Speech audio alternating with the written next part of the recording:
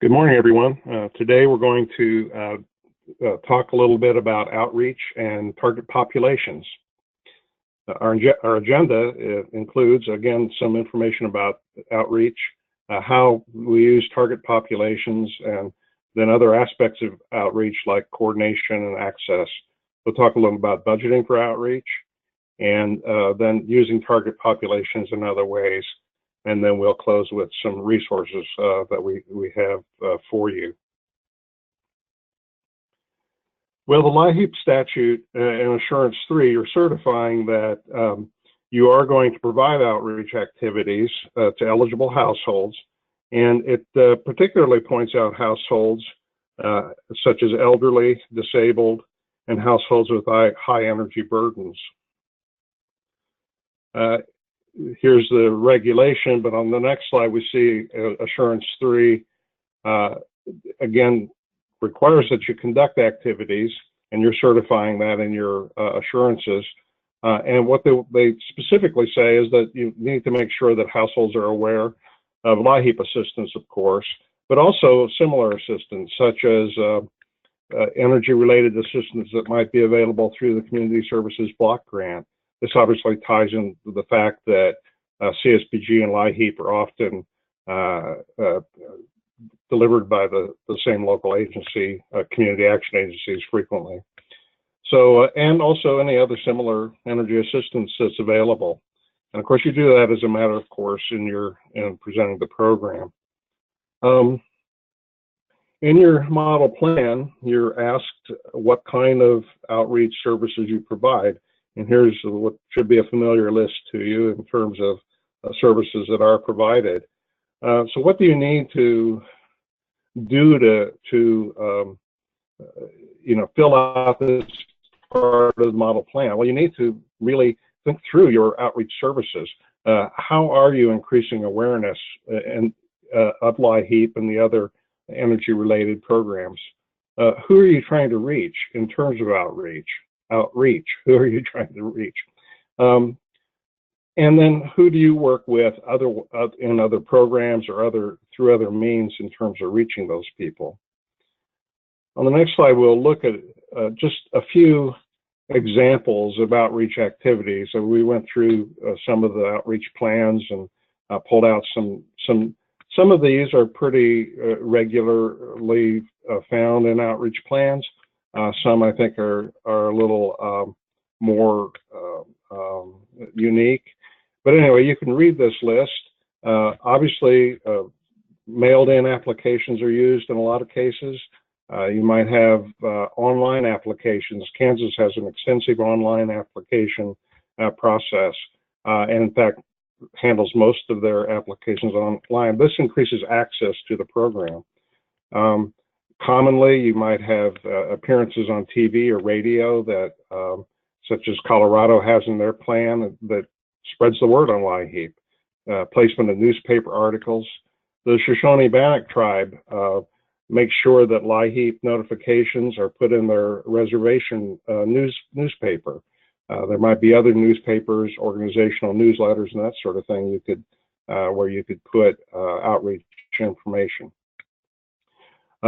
Coordination, of course, is important, and we'll talk a little more about that, but frequently community action agencies are a good point of coordination, and obviously CAPS run a lot of the LIHEAP programs, so they might coordinate that with their other programs in-house. There's an obvious spot of coordination for reaching out to people through weatherization agencies, area agencies on aging, and housing authorities. Utility companies are a good resource in terms of outreach, and most grantees have some sort of a plan set up with their utility companies. I just pointed out an example here where in California, PG&E, which is the utility company, puts inserts in their bills. They make sure that they have multi-language media and other documents. There are other pamphlets and that sort of thing to make sure that they're reaching all the communities. Many areas have what is normally known as a 211 network, which is an information and referral network. and you may have other forms of that, but in Minnesota, it's a 211 network. That obviously is a good way to reach out to people in a broad way to present information about LIHEAP and awareness of LIHEAP. And then other offices, the Cherokee Nation points out their field offices that they have around their territory, food distribution offices, the daycare centers, and a number of state agencies have websites that where you can actually go. Some you can actually apply over, but also where you can find information, outreach type information. These are just a few examples, and hopefully maybe next year we can talk a little bit more and get more examples of outreach, because I think the more ideas that you have, the better. The LIHEAP Clearinghouse has a pretty good article on outreach, well, probably more than one, but the one specific one I think is interesting because they point out, in fact, just a quote from the article, outreach may also include activities designed to reach and enroll selected populations. And selected populations, they say, also known as target populations. So what is targeting? Well, and who do you target? The statute gives you some clues. The Assurance 3 that we've already discussed talks about elderly and disabled individuals and individuals with high home energy burdens. If these individuals are in the household, then that might be a household that you want to target. Elsewhere in the statute, in the definitions part in section 4, 2603.4, they talk about young children as being a target population, and there are others we'll discuss. One thing that we need to make sure that we do is when we have a target population is that we define those targets. Again, the statute, or not the statute, but our other process, our reporting process, gives us some clue as to how to define. For example, elderly individuals. On the household report, you report elderly individuals as individuals who are 60 plus, and that's the most common definition of elderly that I've seen anyway in terms of plans. Children, again, the household report requires information on children 5 years old and under, so that would be anyone under 6. That's the way it's stated a lot of times too. So not that that has to be your target population, but it's more convenient for you if you're tracking the same numbers based on those same definitions. And we'll talk about disabled individuals in a few minutes. So what do you need to ask yourself? What do you need to look at when you're talking about targeting? Well, I think one thing is you need to start with the various program types that you operate, because your targeting and the information that you put out in terms of outreach obviously is going to be different in the summer than it is in the winter, let's say. The details are different. So you might have to have different types of pamphlets or different types of media type information for the cooling program as opposed to the crisis, or the weatherization obviously would be a lot different. So that's why it's important to customize your outreach in terms of these program components. Your outreach plan needs to be flexible too, because it may change. If you're in the middle of a natural disaster and you want to make sure that everybody's aware of the availability of LIHEAP funds, that might be a far different outreach plan than your normal plan. So you need to be flexible on how you have that set up.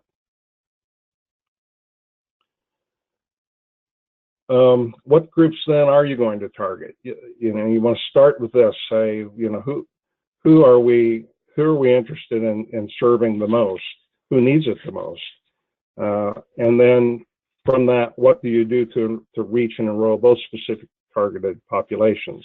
The LIHEAP money is limited, as we know, and the percentage of eligible households that you serve is pretty low. Maybe a fourth of the eligible households in some cases. So targeting your money and targeting your services makes sense to the most needy. And again, I think the statute in defining things like vulnerable households and target populations or populations that they want you to serve, I think the statute is directing you to have set those priorities. Assurance 4, again, requires that you coordinate your activities with related programs. We've said that already, but it actually names some of the programs, and CSBG is a pretty obvious example because, again, that overlaps a lot of times in the agency that you're dealing with. How do you coordinate with SSI? Well, supplemental security income. So that usually is received by elderly or disabled adults. So in coordinating services, you want to deal with that. Title 20 services is a whole range of services that you can coordinate with and delivered by various types of agencies.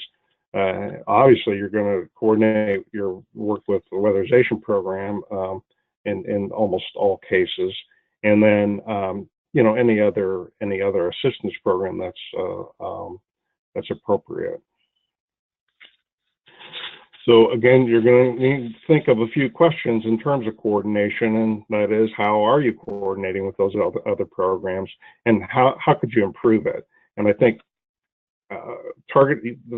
determining your target populations, and particularly in the context of outreach and then other parts of your program, is an important thing to look at as you're planning every year. That's an important part of that. Are you up to date in terms of who you're working with and who you're coordinating services with? Another aspect of outreach is access, and this has become a part of most outreach plans over the years. And the rationale is that outreach is in place to increase enrollment, at least among targeted groups, if not among everyone, in terms of raising program awareness. And in the end, when you think about it, your outreach and providing information and making sure information out there is available to everyone can really be important in terms of situations that might even be life-threatening. So if you have a situation where someone's utility is going to be cut off, and they're not aware of the availability of your benefits, say crisis benefits, that's a life-threatening situation that's not being addressed because they have not been made aware of those situations.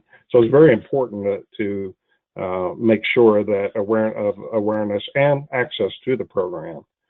And here's some ways that I've found in reviewing plans where access is improved, and you can read through these.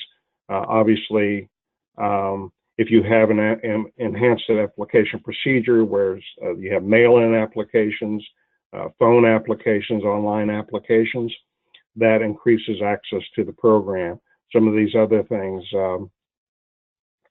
A lot of grantees that I've known of have gone to an early application process for certain targeted populations. So this is not only helpful to those populations, it's administratively helpful, because if you've got a large number of elderly people on fixed income, for example, those are pretty easy cases to process each year. You just update the income, basically, and if they receive benefits from year to year. So a lot of grantees might have a 2-week period before the actual start of the program, let's say, to process applications for that group.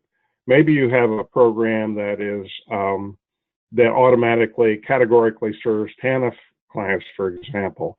Well, that might be a group that you go ahead and sort of get out of the way before the regular program starts. And that leaves, in the regular program, it leaves time for staff to work more with other groups that might even require more services or more assistance in accessing the program. Homebound application for targeted groups is pretty much a requirement in terms of the crisis program, but can be available in any part of your program. So access is important. Again, the questions that you ask yourself on access on the next slide would be, what special geographical or other problems are there that your territory has that that you need to consider in terms of access to the program. How do you ensure the access, and what issues do you have with that?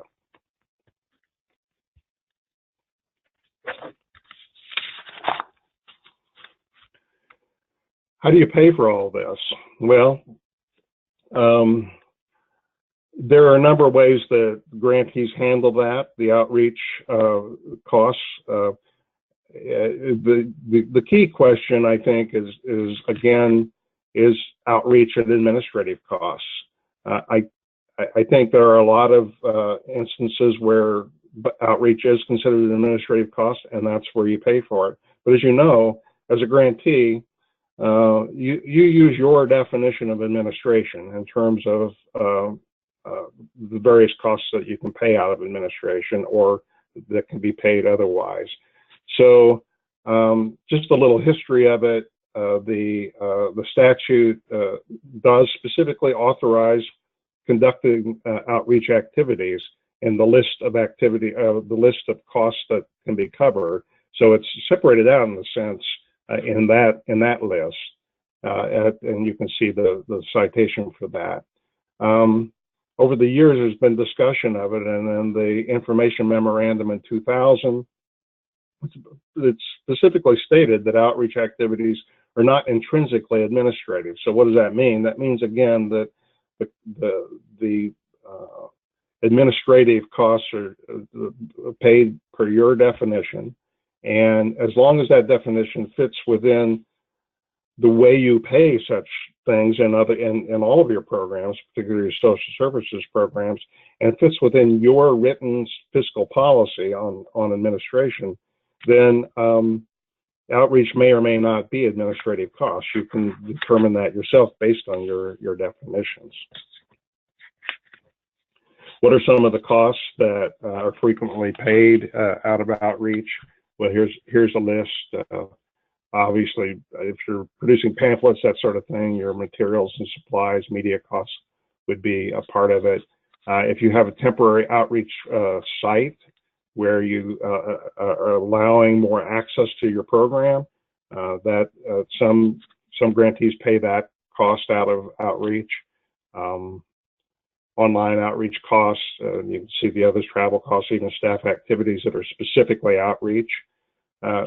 The key to this, again, is defining this within your fiscal policy. So you ought to have, particularly if you're not including outreach and admin, you ought to have a fiscal definition of outreach and list specific charges that you're going to make to it.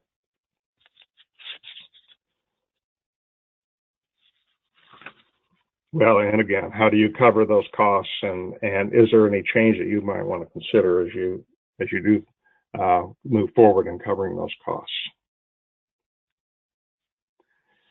Now, once you've decided, what your target populations, your priorities, your vulnerable populations, whatever you want to call it, once you've decided that, this can be used throughout your program. And so, again, you can use them and you're asked in your model plan, are you using these priorities in terms of computing your regular benefits and your crisis benefits and in terms of weatherization prioritization? And we'll talk about a little bit about data reporting performance evaluation. In your regular benefits, you're asked in your model plan, what population priorities are used. So again, if you check off elderly, then you need to have a little more definition of what elderly is. And 60 plus is usually used. It could be a different definition. 60 plus as a cutoff point is convenient because that's what you have to report on your household report for those grantees who have to do the full household report. Disability is an important part of it. How do you define your disabled person? How do you define your young children? If you've checked that off in your plan, is it under 6 years of age? That's I think the most common, but it could be another definition. High energy burden has a very specific definition in the statute. That's the monthly energy cost divided by the monthly income, or at least the energy cost and income for the same period. So if you check that, then how you think through to yourself, how am I using that in terms of figuring the regular benefits, or in terms of the regular benefits in general? And then you might have other targeted groups to consider.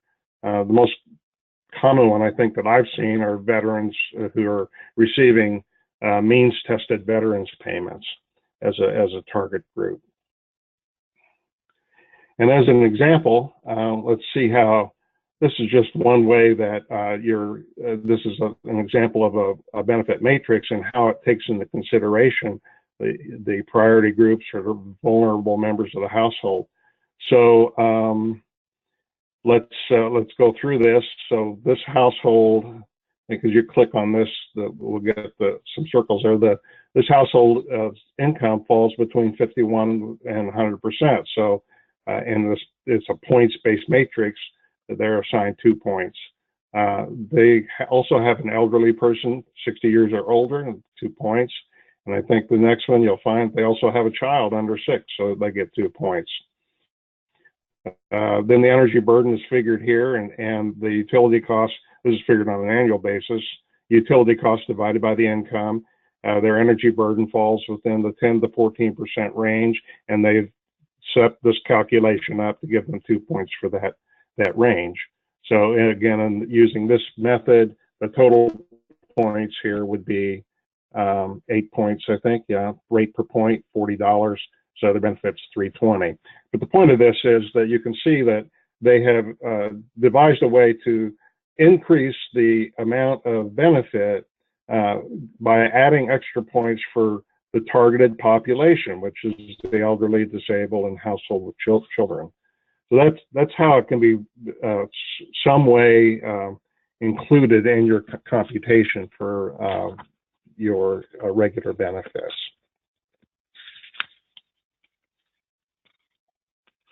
Again, in terms of crisis priorities, you're asked for the same information about who you use to target populations. So you need to think, how are your target populations prioritized under the crisis benefits that you have? One key area to look at here in terms of household, because frequently I see in your crisis definitions, for example, if what's considered a life-threatening situation, there's a medical aspect to that. In other words, are you saying that it's a life-threatening situation if a person has a disability? And how does that tie in then to your crisis benefits, your computations, or your eligibility for life-threatening services, for example? So these are things that all come together in terms of you determining who your target populations are and defining those target populations.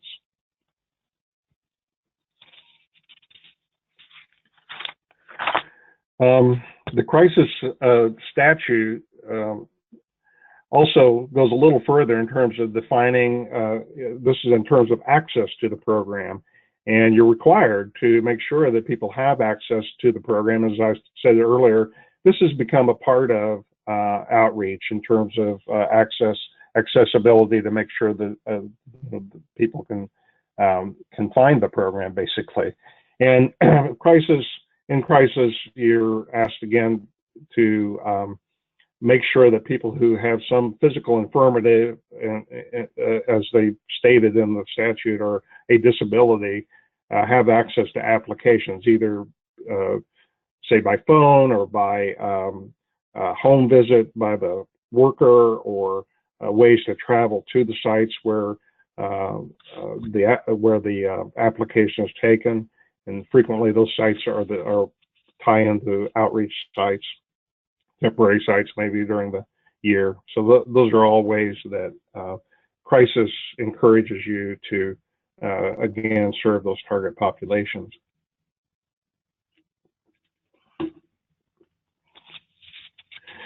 Weatherization referral is another way that you can look at your target populations and say, how am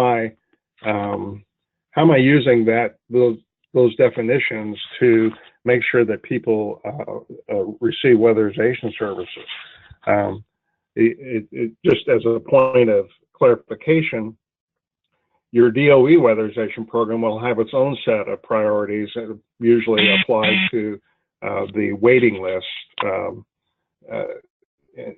in their program. So that's not to be confused with priorities that you have for referring people to weatherization.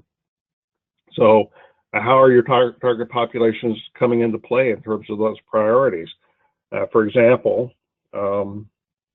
is there a reason to emphasize one of these target groups more than others maybe for weatherization services? Well, in my way of thinking, the one factor here that might be important, a little more important, is high energy burden, because that indicates that you got basically a leaky home you're paying a lot of money out for every year. So maybe that's the group that you want to make sure gets priority in terms of referral to weatherization. So the house is weatherized, the individual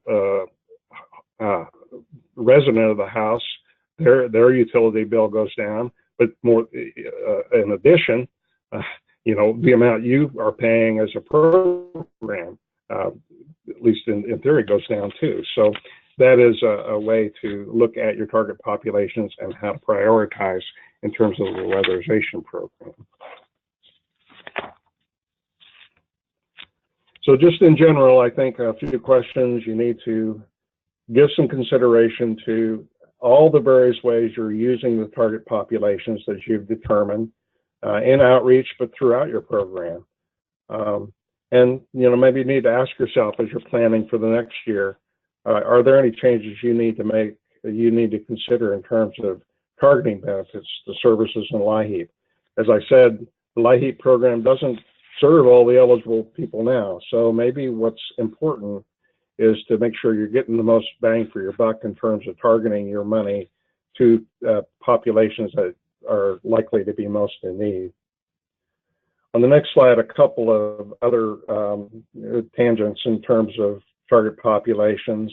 In determining your target populations, as I said before, you might want to consider the fact that you're reporting household data in terms of elderly, disabled, and children based on some specific definitions.